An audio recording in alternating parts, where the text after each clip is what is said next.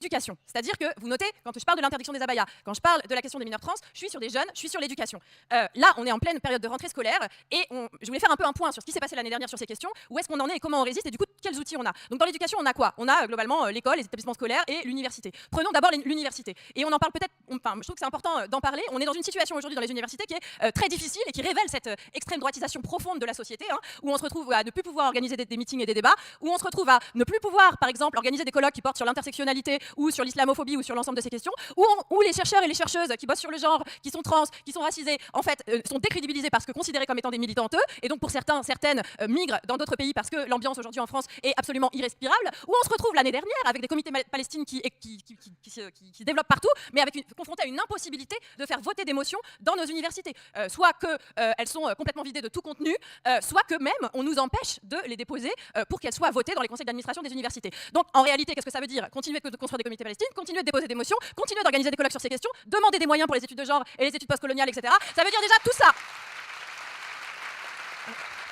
Et aussi, même faire des recours. Par exemple, Vidal, vous vous souvenez peut-être Frédérique Vidal, elle avait décidé qu'elle ferait une grande enquête sur l'islamo-gauchisme qui gangrène l'université.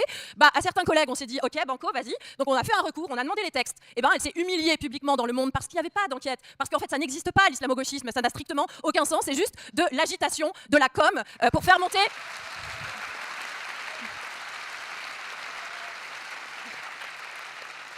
Le dernier point important, c'est que la résistance, elle se passe aussi par des discussions interindividuelles qu'on a tous, toutes, avec peut-être éventuellement des parents d'élèves qu'on connaîtrait.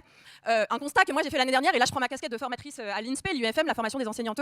Eh bien en fait on s'aperçoit sur l'année 2023-2024 qu'on a des petits groupes de parents en colère, de mamans louves, de parents vigilants. Et j'imagine, j'en sais rien, je ne sais pas si vous vous souvenez, mais que Éric Zemmour avait annoncé l'idée de se présenter aux élections de parents d'élèves, un phénomène qui va arriver là, et qui ensuite en novembre avait dit il y a eu 6000 parents vigilants qui se sont présentés, etc. Reprenant tout le modèle états-unien de l'organisation des parents en faveur du Trumpisme. Bon, on se retrouve là encore dans une situation où ces groupes, ils apparaissent, ils existent, et là, je pense que tu développeras peut-être, ou pas d'ailleurs, Pauline, mais avec tout un mode opératoire très particulier, c'est-à-dire la construction de fake news. Moi, on m'explique que voilà, il y a des vidéos qui existent. Alors un coup, on me dit, c'est une infirmière scolaire qui a appris à un enfant de 3 ans à se masturber. Un coup, on me dit, bah non, en fait, il avait 9 ans. En fait, on retrouve jamais cette vidéo. On ne sait pas précisément d'où elle sort, comment elle a été constituée. Mais de fait, ça se diffuse dans les écoles, ça se diffuse chez les parents d'élèves, ça crée du doute, ça crée de l'incertitude. De la même manière, ça produit du cyberharcèlement de certains enseignants, certaines enseignantes, parce que très rapidement, ça passe dans la fachosphère, c'est relayé par les réseaux sociaux et ça devient d'une violence inouïe et ça crée aussi beaucoup de souffrance en réalité chez tout un tas de collègues qui mettent en avant des enseignements pour l'égalité filles-garçons ou pour l'éducation à la sexualité. Je crois qu'il y a un enjeu aujourd'hui déjà à faire redescendre, c'est-à-dire vous savez, sur les abayas, en fait, l'année qui a précédé l'interdiction des abayas, on a eu dans la presse multiplication des abayas, etc. Ces discours-là, c'est performatif, c'est-à-dire ça crée la réalité que les abayas se multiplient. Quand Zemmour dit il y a 6000 parents vigilants, franchement, on n'a aucune certitude, on ne sait pas combien ils sont. Déjà, redescendre, et il n'y a pas d'enquête à ce stade quantitative qui permet de dire il y a tant de personnes dans ces groupes, il y a tant de personnes qui agissent, etc. Donc il y a un enjeu aujourd'hui, et ça c'est très important, à discuter pas tant avec ces individus de ces groupes, parce qu'à la limite, bon, on s'en fout un peu, mais avec tout le marais de parents d'élèves qui doutent, qui se disent ah quoi, leurs tracts disent par exemple non à l'apprentissage de la masturbation à 4 ans, au changement de sexe à 6 ans, la fellation et la sodomie à 9 ans, l'excitation sexuelle à 12, non à la transgression, non à la sexualité. J'ai un peu rassemblé tous les verbatims, je vous raconte pas le délire, mais en tout cas, faire redescendre tout ça en discutant devant les écoles au quotidien, et là notamment maintenant, avec les élections qui arrivent, discuter autour des parents d'élèves. La question de l'éducation, c'est l'université, l'école, les établissements scolaires, c'est un enjeu crucial pour l'extrême droitisation de la société, relayé par la Macronie. Prenons ça en main, présentons-nous sur les listes FCPE, voilà, on peut dire à tout le monde de se présenter sur les listes FCPE et contrebalançant aussi ce discours.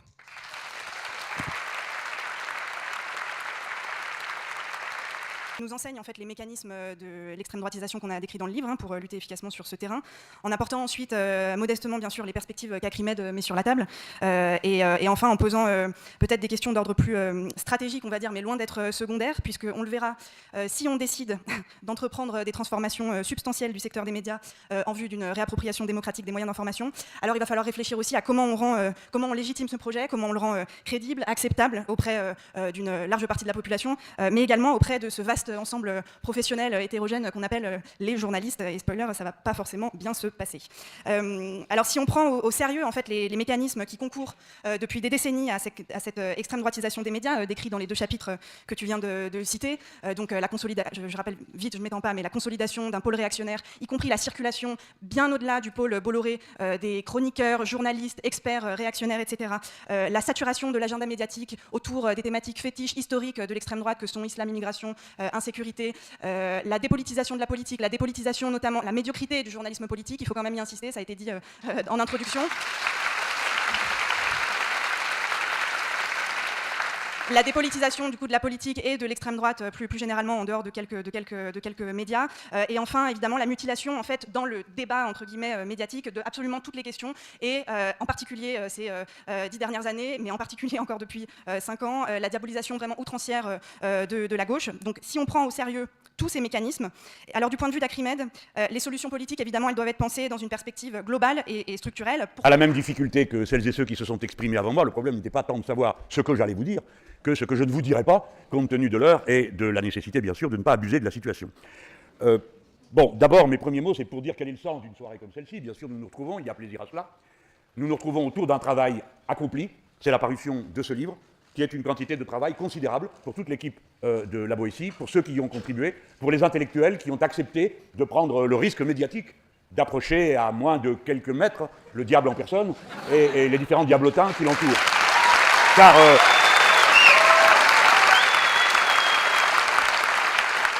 c'est à peine une plaisanterie. Et je m'empresse de dire à tous ceux dans cette salle qui ne le sauraient pas que pour ma part, je n'appelle personne au martyr. Mais il est certain que travailler avec les insoumis, souvent, peut conduire à vous faire montrer du doigt, mettre en marge, persécuter, retirer vos subventions, et au premier adjectif de travers, vous avez droit à la convocation au commissariat de police pour aller expliquer quelle est votre conception du conflit israélo-palestinien, puisque nous sommes dans un pays où une présidente de groupe parlementaire peut être convoquée pour expliquer à un policier tout ça, et notamment sous le coup de l'accusation d'apologie du terrorisme. Pour ma part, j'irai le 24 septembre prochain, parce que tout d'un coup, on ne sait pas pourquoi, toute une série d'entre nous, mais qu'est-ce qui peut bien se passer, sont de nouveau convoqués dans les commissariats pour s'y entendre, je ne sais pas quoi faire, peut-être des mises en examen, il y en aura sans doute pour mon cas, c'est absolument assuré, car voyez-vous, j'ai eu l'immense erreur de penser que les professeurs d'université qui en avaient d'après moi, ou le ministre de l'Enseignement supérieur, avaient entendu parler une fois dans leur vie d'Hannah Arendt, et peut-être même en avaient lu quelques pages, au point qu'ils se soient penchés sur la carrière d'Hannah Arendt et qu'ils aient su que déjà, à l'époque où elle écrivait son livre sur le procès d'Eichmann, le journal Le Nouvel Observateur, qui, de toute sa très longue histoire, n'en a jamais raté une, avait titré « Madame Hannah Arendt est-elle nazie ?» Eh bien, j'ai appris dans mon jeune temps, au moment où je faisais des études de philo, comment le mal n'était pas quelque chose qui tombait du ciel, mais qui résultait de l'activité concrète des êtres humains. Et je crois qu'en cela, je rejoins des croyants qui pensent que le mal n'est pas une création, mais le résultat de la pratique humaine. Je crois que plusieurs religions disent ça, donc je ne me sentais pas trop seul. Alors, comment le mal vient-il? Eh bien, non seulement par celui qui commet ou celle qui commet l'acte, mais aussi par tous ceux qui détournent le regard, n'ont pas vu, ne savent pas, font semblant de ne pas savoir, déportent 13 000 juifs en les emmenant dans le stade Vélodrome en faisant comme s'ils ne savaient pas que c'était pour les mettre dans des trains et les déporter.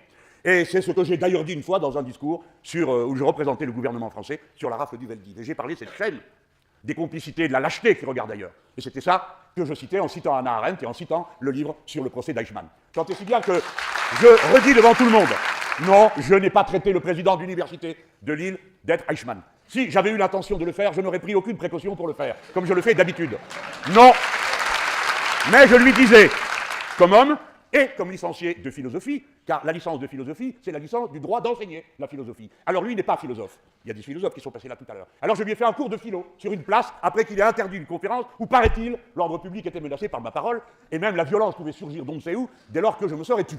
Eh bien, je lui ai fait une leçon de philo, monsieur l'ignorant. Si vous regardez ailleurs pendant qu'il y a un génocide, vous êtes complice. Voilà ce que je viens de vous dire. Et je n'ai pas besoin d'autres démonstrations. Alors, ce qui s'est passé, et pourquoi je veux remercier vraiment très chaleureusement tous ceux qui ont accepté de venir ce soir. L'idée est de vous donner à tous le goût de regarder le travail qu'ils ont fait. Et j'en parle maintenant comme quelqu'un qui en a été bénéficiaire. Mes amis, mes camarades,